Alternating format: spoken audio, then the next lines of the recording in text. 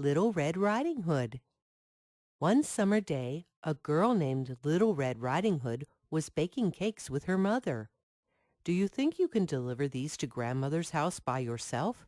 the mother asked, placing the cakes inside a picnic basket. "Yes, Mother," said Little Red Riding Hood. She grabbed the basket and skipped quickly out the door. "Wait," called her mother. "Stay on the path and don't talk to strangers." But Little Red Riding Hood was too far down the road to hear. Little Red Riding Hood followed the path as it led into the forest. Little Red Riding Hood noticed beautiful flowers, delicious nuts, and flitting butterflies just off the path. She stepped off the main road to collect some of the flowers.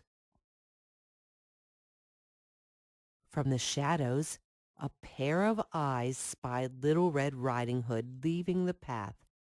"Excuse me, pretty dear, but who are those flowers for?" asked a hungry wolf, disguised as a person.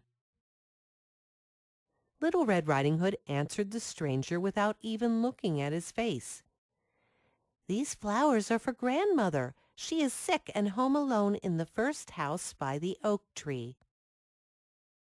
The wolf smiled and crept away. "Grandma is home alone at the first house by the oak tree."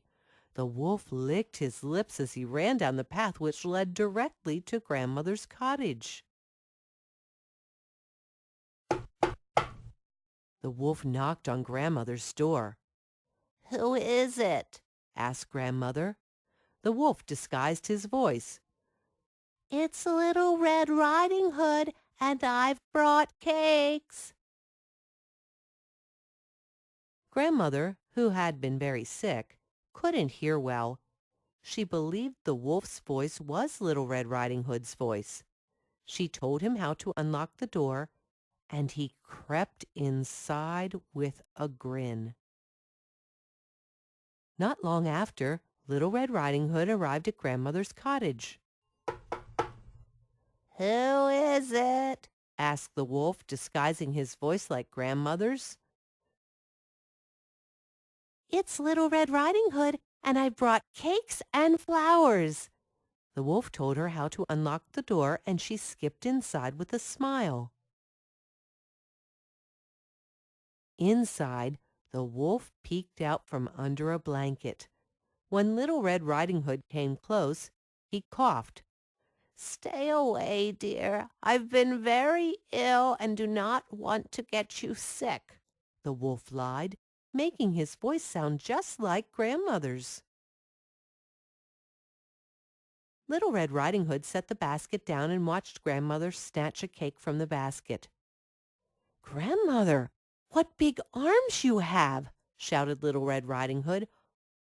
"All the better to hug you, my dear," said the voice. Little Red Riding Hood sat down at the end of the bed and laid her hand upon Grandmother's foot. "Grandmother, what big feet you have!" she exclaimed.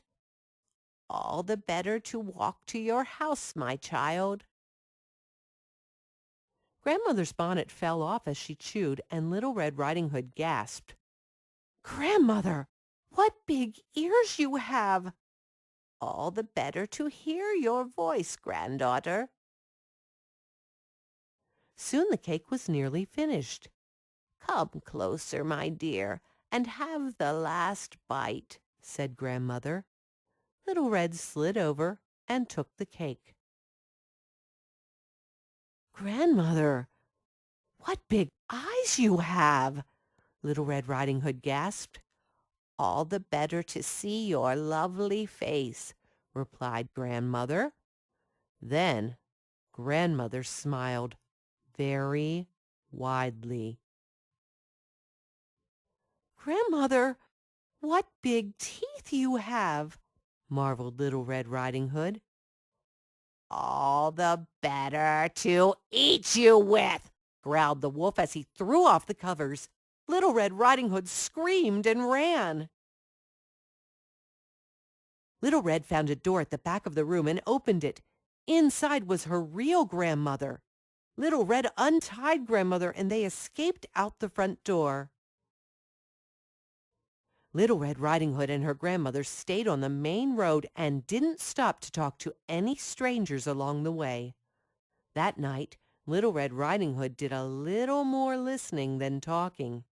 And whenever she did say something, she spoke only to people she knew very, very well.